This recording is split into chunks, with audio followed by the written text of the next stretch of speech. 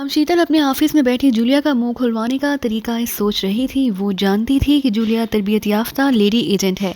किसी भी तरबियत याफ्ता एजेंट का मुंह खुलवाना आसान नहीं था। वो जूलिया पर बदतरीन तशद्दुद भी कर लेती तो भी जूलिया से कुछ उगलवाना उसके लिए नामुमकिन था। इसलिए वो कुछ ऐसा करना चाहती थी कि जूलिया किसी तरह से टूट जाए और वो सब कुछ उसे खुद ही बताने पर आमादा हो जाए। वो जूलिया से खास तौर पर इमरान के बारे में पूछना चाहती थी ताकि इमरान को पकड़कर अपने हाथों से उसकी बोटियां उड़ा सके, क्योंकि इमरान के साथियों ने जंगल में टास्क फोर्स के बेशुमार अफराद को हलाक किया। वो उन्हीं ख्यालों में खोई हुई थी कि कमरे का दरवाज़ा खुला और मकरान अंदर दाखिल हुआ। मादाम शीतल चौंक कर उसकी तरफ देखने लगी। मैंने जूलिया को तहखाने में रॉड्स वाली कुर्सी पर जकड़ दिया है। उसे तवील बेहोशी का इंजेक्शन भी लगा दिया है ताकि अजहुद होश में ना आ सके। उसे होश में लाने के लिए आपको एंटीवाइटी इंजेक्शन लगाना पड़ेगा, वरना उसे कई रोज़ तक होश नहीं आ सकेगा। मकरान ने कहा, ठीक है, मेरा अभी उसे होश में लाने का कोई इरादा नहीं। मैं ये सोच रही हूँ कि मैं उस लड़की की ज़ुबान कैसे खुलवाऊँ। उसके बारे में मुझे मालूम है कि वो पाकिस्तान सीक्रेट सर्विस की डिप्टी चीफ है और उसकी कुव्वत इरादी बेहद मजबूत है। कुव्वत इरादी के साथ साथ वो मजबूत असाब की भी मालिक है। अगर उस पर इंतहाई हद तक भी तशद्दुद किया गया तो भी वो शायद ही ज़ुबान खोले। मादाम शीतल ने जबड़े बींचते हुए कहा, यस मादाम, वाकई उससे कुछ उगलवाना आसान नहीं होगा। मकरान ने कहा, तो तुम बताओ कि फिर क्या किया जाए, किस तरह से उसकी ज़ुबान खुलवाई जाए। मादाम शीतल ने कहा, सोचना पड़ेगा। मकरान ने कहा, बैठो और आराम से सोचकर बताओ। मादाम शीतल ने कहा तो मकरान मेज़ के सामने कुर्सी रखी हुई कुर्सियों में से एक कुर्सी पर बैठ गया। उसके चेहरे पर संजीदगी थी। उसी लम्हे फ़ोन की घंटी बज उठी तो वो दोनों चौंक पड़े। तुम सोचो, मैं देखती हूँ कि कौन है, मादाम शीतल ने कहा तो मकरान ने असबात में सर हिला दिया। मादाम शीतल ने हाथ बढ़ाकर रिसीवर उठाया और कान से लगा लिया। यस मादाम शीतल बोल रही हूँ। मादाम शीतल ने क्रहत लहजे में कहा, आनंद बोल रहा हूँ मादाम। दूसरी तरफ से उसके साथी आनंद की आवाज़ सुनाई दी। यस आनंद बोलो। मैं अपने साथियों के साथ स्टोन क्लब गया था। मैंने वहाँ जाते ही तबाही फैला दी। किंग के बेशुमार साथियों को हलाक किया और मशीन गनों से फायरिंग करता हुआ और बमों से कमरों के दरवाजे उड़ाता हुआ किंग के ऑफिस में पहुंच गया। किंग अपने ऑफिस में ही मौजूद था। मैंने जाते ही वो उसे कवर किया और बेहोश कर दिया। बेहोश करने के बाद मैं उसे अपने मखसूस ठिकाने पर ले गया, उसे बांध कर होश में लाया और फिर मैंने उस पर इंतहाई भयानक तशद्दुद किया। उसका नाक कान काट दिए, उसकी दोनों आंखें निकाल दी और उसकी बोटी बोटी नोची। लेकिन उसकी एक ही रट थी कि वो किसी अली इमरान और पाकिस्तान सीक्रेट सर्विस के मेंबरान को नहीं जानता और ना ही उनसे उसका कोई ताल्लुक है। आनंद ने तफसील बताते हुए कहा तो शीतल बे इख्तियार होंठ भींच लिए। अगर उनका उससे कोई ताल्लुक नहीं तो फिर उसने रोहित को क्यों अगवा किया और उसका कार्ड वहाँ क्यों पड़ा मिला। मादाम शीतल ने वसीले लहजे में कहा। उसने बताया कि उसका रोहित के अगवा से कोई ताल्लुक नहीं और कार्ड उसका ज़रूर है, लेकिन वो सुबह से अपने ऑफिस में था। ना वो खुद कहीं गया, ना उसके किसी साथी ने ऐसा कोई काम किया। उसके तमाम साथी क्लब में ही मौजूद थे। आनंद ने कहा, क्या तुमने इस बात की तस्दीक की है कि वो अपने ऑफिस में ही था और उसके साथियों के पास भी कोई काम ना था। मादाम शीतल ने कहा, उसके लहजे में हैरत थी। जी हाँ, मैंने उस पर भयानक तशद्दुद किया और आप जानती हैं कि मैं सच और झूठ में तमीज़ कर सकता हूँ। उसने जो कुछ भी बताया वो सच है। मैंने क्लब में से भी मालूमात ली थी। वाकई वो सारा दिन क्लब में ही रहा था। उसके जितने भी साथी इस किस्म के धंधों में मुलविस होते हैं वो भी आज क्लब में ही थे। किंग ने उन सबको एक अहम मीटिंग के लिए बुलाया था, इसलिए सब के सब यहाँ मौजूद थे। आनंद ने कहा, किस मीटिंग के लिए कॉल किया था उसने। मादाम शीतल ने पूछा। इनकी कुछ माली मुश्किलात थी और किंग के साथ काम करने वाले बदमाशों और गुंडों में फूट पड़ रही थी, इसलिए किंग एक साथ बिठाकर उन्हें यकजा और मुत्तहिद करना चाहता था। यही वजह थी कि सब किंग की इस मीटिंग में यहाँ पहुँचे हुए थे। आनंद ने जवाब दिया। अगर किंग क्लब में था और उसके गुर्गे भी वहाँ थे तो फिर किंग का कार्ड वहाँ कैसे आ गया जहाँ से रोहित को अगवा किया गया है। मादाम शीतल ने कहा, हो सकता है कि किंग ने किसी को कार्ड दिया हो और जल्दी में उससे वो कार्ड वहाँ गिर गया हो, लेकिन बहरहाल मैं यकीन से कह सकता हूँ कि किंग इस मामले में किसी तरह भी मुलविस नहीं है और ना ही वो इमरान और पाकिस्तान सीक्रेट सर्विस की मामनत कर रहा है। वो तो उन सबको जानता भी नहीं। आनंद ने कहा, क्या वो भी जिंदा है? नहीं, इस कदर खौफनाक तशद्दुद के बाद उसका जिंदा बच जाना नामुमकिन था। ठीक है, उसकी लाश जलाकर भस्म कर दो और तुम फौरन हेडक्वार्टर पहुंच जाओ, मादाम शीतल ने कहा और साथ ही उसने रिसीवर क्रेडल पर रख दिया। हाँ मकरान, कुछ सोचा? मादाम शीतल ने मकरान की तरफ देखते हुए कहा, जो बदस्तूर सोच में गुम दिखाई दे रहा था। مادام شیتل کی آواز سن کر وہ چونک پڑا۔ نو مادام شیتل، مجھے تو کوئی ایسا طریقہ سمجھ نہیں آ رہا کہ کس طرح سے جولیا کی زبان کھلوائی جا سکتی ہے۔ مکران نے ایک طویل سانس لیتے ہوئے کہا۔ ہاں تو پھر مجھے ہی کچھ سوچنا پڑے گا، مادام شیتل نے کہا اور سوچ میں ڈوب گئی۔ پھر کچھ ہی دیر میں اس کے دماغ میں کوندا سا لپکا تو ایک جھٹکے سے اٹھ کر کھڑی ہو گئی۔ کیا ہوا؟ اسے اس طرح دیکھ کر مکران نے حیرت بھرے لہجے میں کہا۔ میرے ساتھ آؤ، مادام شیتل نے کہا اور میز کے پیچھے سے نکل کر دروازے کی طرف بڑھتی چلی گئی۔ مکران بھی اٹھا اور اس کے پیچھے بڑھ گیا۔ کمرے سے نکل کر وہ ایک راہداری میں آئے اور پھر مختلف راستوں سے ہوتے ہوئے وہ ایک تہخانے میں پہنچ گئے۔ تہخانے کے ایک کمرے کے پاس 2 مسلح افراد مشین گن لیے چوکس کھڑے تھے۔ مادام شیتل کو دیکھ کر ان دونوں کی ایڑیاں بج اٹھیں۔ دروازہ کھولو، مادام شیتل نے کہا تو ایک آدمی نے سائڈ دیوار پر مخصوص انداز میں ہاتھ مارا تو کمرے کا دروازہ آٹومیٹک انداز میں کھلتا چلا گیا۔ دروازہ کھلتے ہی کمرے کے اندر دروازے کے پاس کھڑے وہ مسلح افراد یکلخت اچھل کر دروازے کے سامنے آئے اور انہوں نے مشین گنوں کے رخ مادام شیتل اور مکران کی طرف کر دیے اور مادام شیتل اور مکران پر نظریں پڑتے ہی انہوں نے مشین گنیں نیچے کی اور سائڈ پر ہو گئے۔ گڈ شو، حفاظت کا تم نے اچھا انتظام کیا ہے، مادام شیتل نے مکران کی تعریف کرتے ہوئے کہا تو مکران مسکرا دیا۔ وہ دونوں اندر داخل ہوئے۔ یہ ایک حال نما بڑا سا کمرہ تھا جو ہر قسم کے سامان سے عاری تھا۔ کمرے کی دیواروں کے پاس 10 مسلح افراد مشین گنیں لیے چوکس کھڑے تھے۔ کمرے کی دیواروں پر جدید اور قدیم ایذا رسانی کے آلات لٹکے ہوئے تھے۔ دیواروں کے پاس میک اپ واشر اور چند ایسی چھوٹی موٹی مشینیں دکھائی دے رہی تھیں جن سے شدید ترین تشدد کیا جا سکتا تھا۔ کمرے کے درمیان میں ایک فولادی کرسی رکھی ہوئی تھی جس کے پائے زمین میں دھنسے ہوئے تھے۔ یہ راڈز والی کرسی تھی جس پر جولیا جکڑی ہوئی تھی۔ جولیا کا سر ڈھلکا ہوا تھا جس سے صاف اندازہ ہو رہا تھا کہ وہ بے ہوش ہے۔ مادام شیتل اور مکران تیز تیز قدم اٹھاتے ہوئے جولیا کے سامنے آ کر رک گئے۔ مادام شیتل کچھ دیر بعد بے ہوش جولیا کو دیکھتی رہی، پھر وہ مکران کی طرف مڑی۔ اسے ہوش میں لانے کا انجیکشن لاؤ، مادام شیتل نے کہا تو مکران نے اثبات میں سر ہلایا اور پھر اس نے کوٹ کی اندرونی جیب میں ہاتھ ڈال کر ایک لمبی سی ڈبیا نکالی اور اسے لے کر جولیا کے قریب آ گیا۔ اس نے ڈبیا کھولی۔ ڈبیا میں ایک سرنج رکھی ہوئی تھی۔ سرنج پر کیپ چڑھی ہوئی تھی اور اس میں ہلکے زرد رنگ کا محلول سا بھرا ہوا تھا۔ مکران نے ڈبیا سے سرنج نکال کر ڈبیا جیب میں ڈالی اور پھر سرنج سے کیپ ہٹا کر جولیا پر جھکا اور اس نے جولیا کی گردن کی سائڈ میں ایک مخصوص رنگ میں سوئی اتاری اور آہستہ آہستہ محلول جولیا کی گردن کی مخصوص رنگ میں انجیکٹ کرنا شروع کر دیا۔ اس نے سرنج کا سارا محلول جولیا کی گردن میں انجیکٹ کیا اور پھر سوئی باہر کھینچ لی۔ اس نے سرنج پر دوبارہ کیپ لگایا اور جیب سے ڈبیا نکال کر خالی سرنج اس میں رکھ کر ڈبیا بند کر کے اپنی جیب میں ڈالی اور پیچھے ہٹ گیا۔ بس ابھی 2 منٹ میں اسے ہوش آ جائے گا، مکران نے کہا۔ اچھی بات ہے، اب تم جاؤ اور جا کر اسٹور میں موجود ریڈ پانگرز لے آؤ جو ایک شیشے کے مرتبان میں رکھے ہوئے ہیں، مادام شیتل نے کہا تو مکران یکلخت اچھل پڑا۔ ریڈ پانگرز؟ آپ کا مطلب ہے وہ سرخ جونگی جو گوشت خور اور زہریلی ہیں؟ مکران نے چونک کر کہا۔ ہاں، انہیں شاید اب تک اسی لیے محفوظ رکھا گیا ہے کہ ان کا استعمال اس لڑکی یا پھر پاکستان سیکرٹ سروس پر کیا جا سکے، مادام شیتل نے کہا تو مکران نے اثبات میں سر ہلایا اور پھر وہ مڑ کر تیز تیز چلتا ہوا کمرے سے نکلتا چلا گیا۔ تھوڑی دیر بعد جولیا کے جسم میں کسمساہٹ ہوئی اور پھر اس نے آنکھیں کھول دیں۔ ہوش میں آتے ہی جولیا نے اٹھنے کی کوشش کی لیکن دوسرے لمحے اسے معلوم ہو گیا کہ وہ راز والی کرسی پر جکڑی ہوئی ہے۔ کیا مطلب؟ مجھے اس طرح یہاں کیوں جکڑا گیا ہے؟ کون ہو تم؟ جولیا نے راز والی کرسی اور پھر چاروں طرف دیکھ کر سامنے کھڑی مادام شیتل کی طرف دیکھتے ہوئے حیرت بھرے لہجے میں کہا۔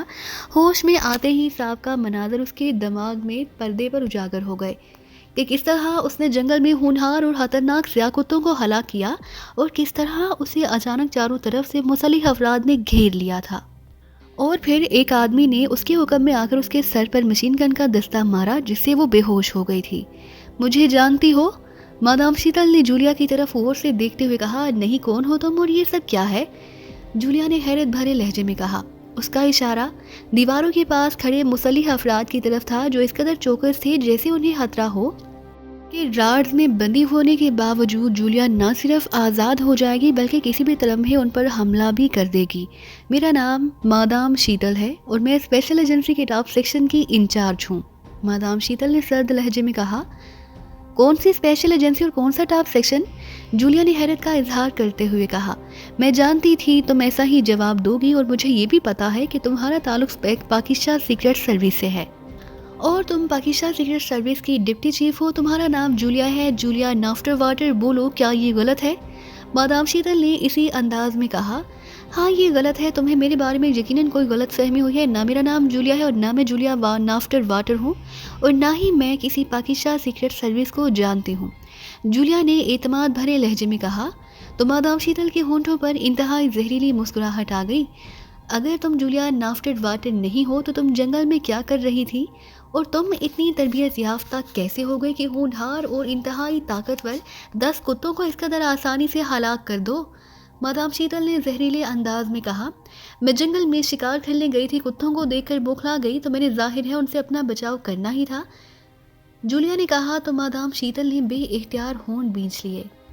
کوئی بات نہیں جولیا نافٹر واٹر، میں نے تمہاری زبان کھلوانے کا انتظام کر لیا ہے، ابھی کچھ ہی دیر میں سچ خود بخود تمہاری زبان پر آ جائے گا اور تم خود چیخ چیخ کر بتانا شروع کر دو گی کہ تمہارا تعلق پاکستان سیکرٹ سروس سے ہے اور تم جولیا نافٹر واٹر ہو، پاکستان سیکرٹ سروس کی ڈپٹی چیف۔ مادام شیتل نے غصیلے لہجے میں کہا، کیا مطلب؟ کیا انتظام کیا ہے تم نے؟ جولیا نے حیرت بھرے لہجے میں کہا، تم تربیت یافتہ ایجنٹ ہو، مجھے معلوم ہے کہ تم پر جتنا بھی تشدد کر لیا جائے لیکن تم اپنی زبان نہیں کھولو گی یہاں تک کہ تمہاری ایک ایک بوٹی کیوں نہ الگ کر دی جائے یا تمہیں آگ میں زندہ ہی کیوں نہ جلا دیا جائے، لیکن ایک ایسا طریقہ ہے جس کے استعمال سے مجھے تم پر کسی اور تشدد کرنے کی ضرورت ہی نہیں پڑے گی۔ مادام شیتل نے زہریلے انداز میں مسکراتے ہوئے کہا، کون سا طریقہ؟ جولیا نے کہا، کون سا طریقہ؟ میرے پاس ریڈ پانگرز ہیں، سنا ہے کبھی ریڈ پانگرز کا نام؟ مادام شیتل نے اس کی طرف غور سے دیکھتے ہوئے کہا، ریڈ پانگرز نہیں، کیا ہے یہ؟ جولیا نے حیرت بھرے لہجے میں کہا۔ اس کے چہرے کے تاثرات اس بات کا ثبوت تھے کہ اسے واقعی ریڈ پانگرز کا علم نہ تھا کہ وہ کیا ہیں۔ ریڈ پانگرز چھوٹے چھوٹے کینچوے ہوتے ہیں جو جونکوں سے زیادہ خطرناک، زہریلے اور گوشت خور ہوتے ہیں۔ تم انہیں گوشت کھانے والی دیمک بھی کہہ سکتی ہو۔ یہ کسی جاندار کے جسم پر چپک کر پہلے ان کا خون چوستے ہیں اور پھر جسم کو کاٹ کر جسم کے اندر گھس جاتے ہیں۔ جس طرح سے دیمک اندر ہی اندر لکڑی کھانا شروع کر دیتی ہے، اسی طرح ریڈ پانگرز بھی اندر ہی اندر جاندار کا گوشت کھانا شروع کر دیتے ہیں۔ یہ ریڈ پانگرز اس قدر زہریلے اور تیز دانتوں والے ہیں کہ جسم کی کھال کاٹتے ہوئے گوشت میں اتر جاتے ہیں، گوشت نوچتے ہوئے اپنے وجود سے ایسا زہر چھوڑتے ہیں جو خون میں شامل ہو کر سارے جسم میں پھیل جاتا ہے اور پھر جسم پر آبلے پڑنا شروع ہو جاتے ہیں جو پھول کر پھوٹتے ہیں تو جاندار ایسی دردناک اذیت میں مبتلا ہو جاتا ہے جس کا تصور محال ہے۔ تو تم سمجھتی ہو کہ اگر تم مجھ پر ریڈ پانگرز چھوڑو گی تو میں تمہیں سب کچھ بتا دوں گی؟ جولیا نے منہ بنا کر کہا، ہاں، آج تک میں نے ریڈ پانگرز کو کبھی نہیں آزمایا، میری ایک دوست نے مجھے یہ تحفے میں دیے تاکہ میں تم جیسے کسی سپر ایجنٹ کی زبان کھلوا سکوں۔ مجھے یقین ہے کہ جب ریڈ پانگرز تمہارے جسم میں اتریں گے تو تم بھی بولنے پر مجبور ہو جاؤ گی۔ مادام شیتل نے کہا، اس میں اتنی تگدو کرنے کی کیا ضرورت ہے؟ تم مجھ سے جو پوچھنا چاہو میں تمہیں ویسے ہی بتا دیتی ہوں، جولیا نے اطمینان بھرے لہجے میں کہا۔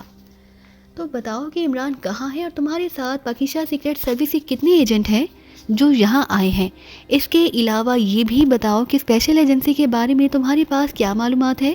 مادام شیتل نے آنکھیں چمکاتے ہوئے ایک ہی سانس میں کئی سوال کر ڈالے۔ ان سب کا میرے پاس ایک ہی جواب ہے، جولیا نے مسکراتے ہوئے کہا۔ کیا؟ مادام شیتل نے کہا۔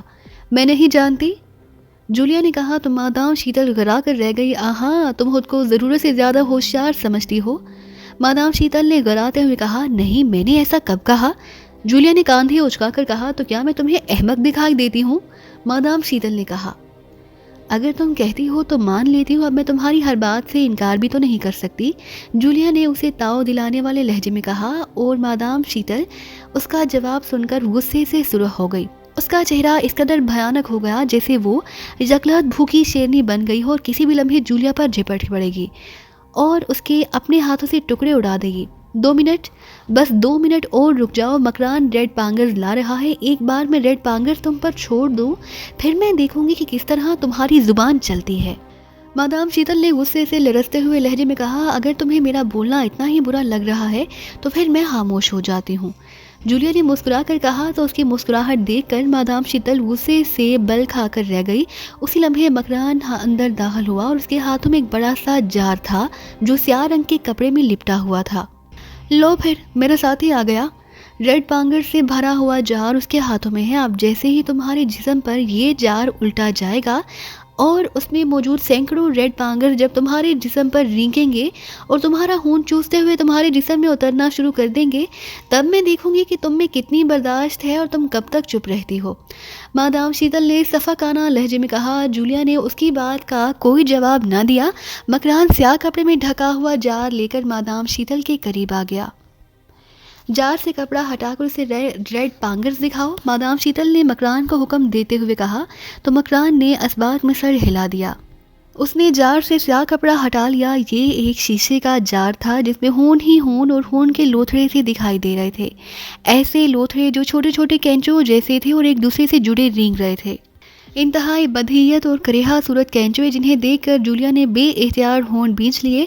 जार में खून की सुर्खी के साथ जर्द रंग का मवाद भी दिखाई दे रहा था जो इन कीड़ों का जहर मालूम हो रहा था। ये जहर वाकई उनके वजूद से निकलता हुआ दिखाई दे रहा था। जार उसके सामने रखो और जाकर पानी की बाल्टी ले आओ। मैं चाहती हूँ कि पहले इस पर पानी डाला जाए ताकि जैसे ही तुम उस पर रेड पांगर डालो तो पानी की वजह से रेड पांगर उसके जिस्म पर सारे फैल जाएं। इसका सारा जिस्म रेड पांगर से भर जाए और ये उसके सारे जिस्म से उसके गोश्त में घुसना शुरू करें ताकि उसे ऐसी अजियत हो जो उसके लिए नाकाबिले बर्दाश्त हो जाए। मादाम शीतल ने कहा तो मकरान ने असबात में सर हिला दिया। उसने जार जूलिया के सामने ज़मीन पर रखा और वापस चला गया। इस बार वो जल्द ही पानी से भरी हुई बाल्टी ले आया। डाल दो इस पर सारा पानी, मादाम शीतल ने कहा तो मकरान आगे बढ़ा और उसने जूलिया के सर पर पानी की बाल्टी उलट दी। ठंडे पानी ने जूलिया को दहला कर रख दिया। सर्दी की तेज़ लहरें उसके सारे जिस्म में सिरायत कर गईं और वो बुरी तरह से कांप उठी। उसी लम्हे मादाम शीतल की नज़रें जूलिया पर जमी हुई थी। उसने जूलिया को ज़बरदस्त झटका सा लगते देखा। साथ ही जूलिया के मुंह से चीख निकली और उसका सर ढलकता चला गया। इसे क्या हुआ? मकरान ने हैरत भरे लहजे में कहा। इस पर पानी डाला है इसलिए शायद कुर्सी पर बरकी रो दौड़ गई और उसे इलेक्ट्रिक शॉक लगा है। ओ तो क्या ये मर गई है? मकरान ने बौखला कर कहा। नहीं, बेहोश हुई है, इसका सांस चल रहा है, तुम फिक्र ना करो और जार उठाकर रेड पांगर्स इस पर उलट दो। रेड पांगर जब इसका खून चूसेंगे और इसका गोश्त नोचते हुए इसके जिस्म में घुसना शुरू होंगे तो उसे खुद ही होश आ जाएगा, मादाम शीतल ने इत्मीनान भरे लहजे में कहा। तो मकरान ने असबात में सर हिलाया और ज़मीन पर रखा हुआ जार उठाया और उसे लेकर बेहोश जूलिया की तरफ बढ़ता चला गया। वो जूलिया के सामने आया और उसने जार का ढक्कन खोल दिया। जार खुलते ही अंदर से ऐसी आवाज़ें सुनाई दी जैसे मर्तबान में कैंचों की बजाय छोटे छोटे सांप भरे हुए हों और वो सीटी जैसी आवाज़ों में फनकारे मार रहे हों। उलट दो सारे रेड पांगर्स इस पर, मादाम शीतल ने कहा तो मकरान ने जार जूलिया के सर के ऊपर कर दिया और फिर उसके हाथ में मौजूद जार स्लो मोशन फिल्म के मंजर की तरह आहिस्ता आहिस्ता उलटना शुरू हो गया। तेज सीटी की आवाज़ सुनकर अपने कैबिन नुमा ऑफिस में बैठा हुआ टॉप सेक्शन का एजेंट विजय जकला चौंक पड़ा। उसने सर उठाकर देखा तो सामने दीवार पर सुरह रंग का एक बल्ब जलना बुझना शुरू हो गया। सीटी की आवाज़ के साथ एक डिवाइस निक से निकल रही थी। क्या मतलब? ये स्पेशल सायरन क्यों बज उठा? विजय ने बुरी तरह से चौंकते हुए कहा। इसी लम्हे उसके सामने मेज़ पर पड़े हुए फ़ोन की घंटी बज उठी तो उसने फ़ौरन हाथ बढ़ाकर रिसीवर उठा लिया। विजय बोल रहा हूँ, विजय ने क्रहत लहजे में कहा। शंकर बोल रहा हूँ विजय। दूसरी तरफ से उसके साथी शंकर की आवाज़ सुनाई दी। ये शंकर क्यों फ़ोन किया है और ये जजीरे पर स्पेशल सायरन क्यों बज उठा? ये सायरन तो इसी सूरत में बजता है जब कोई गैर मुतलिक फ़र्द या अफराद जजीरे पर दाखिल होते हैं, विजय ने तेज़ लहजे में कहा। हाँ, मैंने भी तुम्हें यही बताने के लिए फ़ोन किया है कि हाइटल साउंड मशीन ने काशन दिया है कि जजीरे पर एक से ज़ायद अजनबी अफराद दाखिल हुए हैं जिनका ताल्लुक जजीरे पर पहले से मौजूद अफराद में से नहीं। शंकर ने जवाब दिया। ओ, कौन है वो और वो जजीरे पर कैसे पहुँच गए? विजय ने चौंकते हुए कहा।